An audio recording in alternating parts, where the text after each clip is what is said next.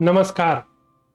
महाभारत की कथा में शांति पर्व के अंतर्गत अगला अध्याय राजधर्म की श्रेष्ठता का वर्णन और इस विषय में इंद्र रूपधारी भगवान विष्णु और मानधाता का संवाद। भीष्म जी कहते हैं, पांडुनंदन, चारों आश्रमों के धर्म, यति धर्म, लौकिक और वैदिक उत्कृष्ट धर्म सभी छात्र धर्म में प्रतिष्ठित हैं। ये सारे कर्म छात्र धर्म पर अवलंबित हैं। यदि छात्र धर्म प्रतिष्ठित ना हो तो जगत के सभी जीव अपनी मनोवांछित वस्तु पाने से निराश रह जाएंगे। आश्रम वासियों को सनातन धर्म अनेक द्वार वाला और अप्रत्यक्ष है। विद्वान पुरुष शास्त्रों द्वारा ही उसके स्वरूप का निर्णय करते हैं। अतः दूसरे वक्ता लोग जो धर्म के तत्व को नहीं जानते, वे सुंदर युक्ति युक्त वचनों द्वारा लोगों के विश्वास को नष्ट कर तब वे श्रोतागण प्रत्यक्ष उदाहरण न पाकर परलोक में नष्ट भ्रष्ट हो जाते हैं।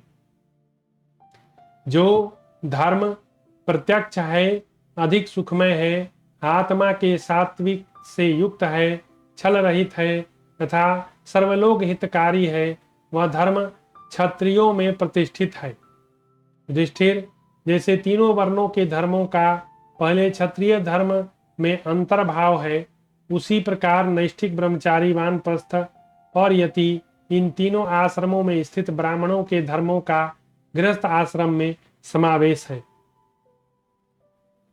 उत्तम चरित्रों सहित संपूर्ण लोकराज धर्म में अंतर्भूत है। यह बात मैं तुमसे कह चुका हूँ। किसी समय बहुत से सूरवीर नरेश दंड नीति की प्राप्ति के लिए संपूर्ण भूतों के स्वामी भगवान नारायण देव की शरण में गए।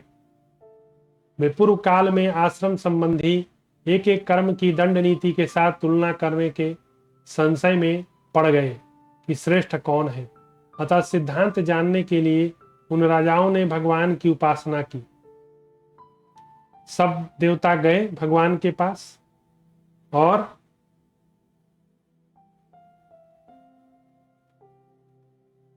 मैं इस विषय में तात्विक अर्थ का निश्चय करने वाला धर्म इतिहास सुनाऊंगा। पहले की बात है, सारा जगत दानवता के समुद्र में निमग्न हो उच्छृंखल हो गया।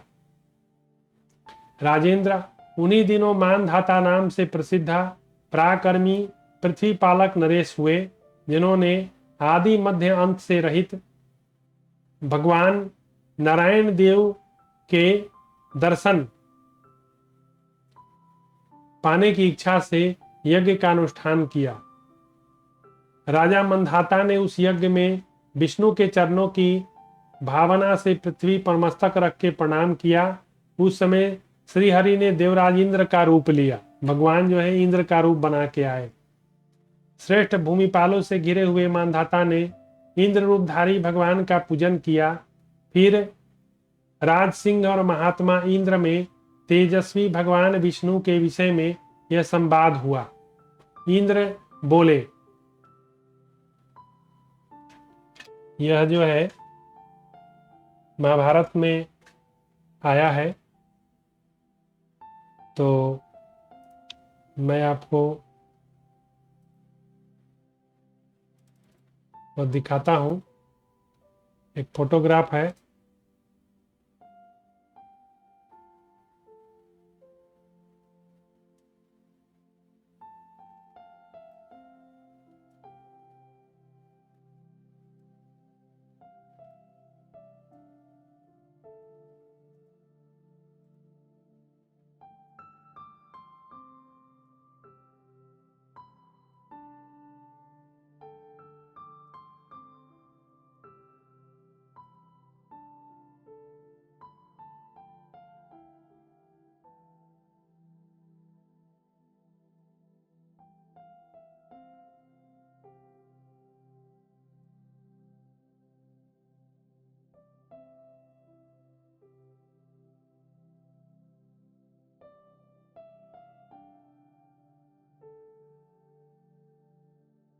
ये भगवान विष्णु खड़े हैं इंद्र के रूप में और मानधाता जो है उनसे प्रश्न कर रहे हैं।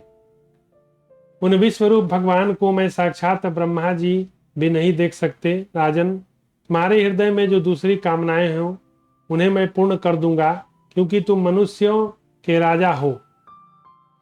भगवान बोले, तुम सत्यनिष्ठ, धर्मपरायण, जितेंद्रिय, शूरवीर हो, देवताओं के प्रति अविचल भाव से प्रेम रखते हो। मांधाता ने कहा, भगवान, मैं आपके चरणों में मस्तक झुकाकर आपको प्रसन्न करके कुछ प्रश्न पूछता हूँ।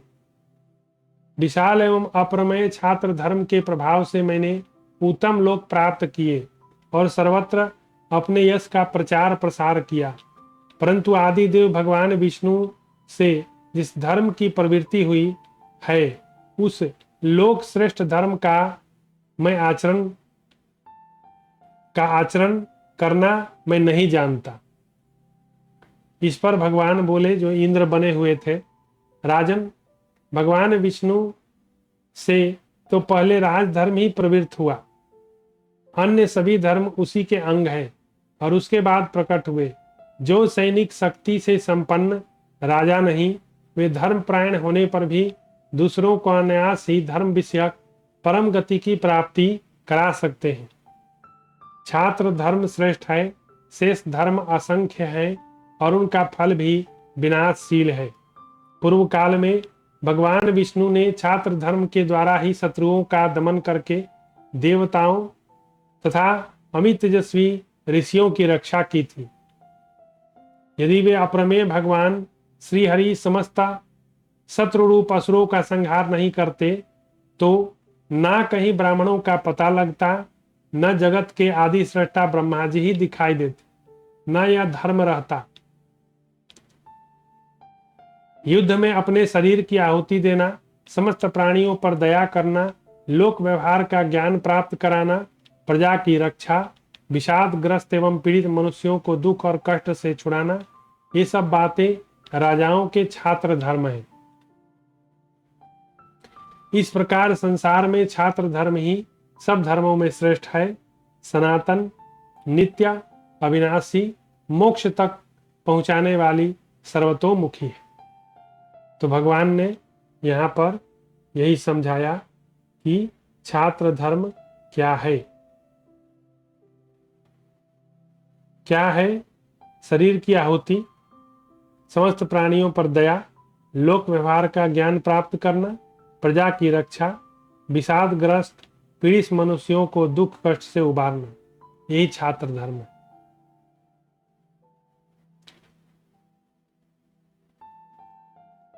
अभी ये चैप्टर अगले एपिसोड में कंटिन्यू होगा, फिर मिलते हैं।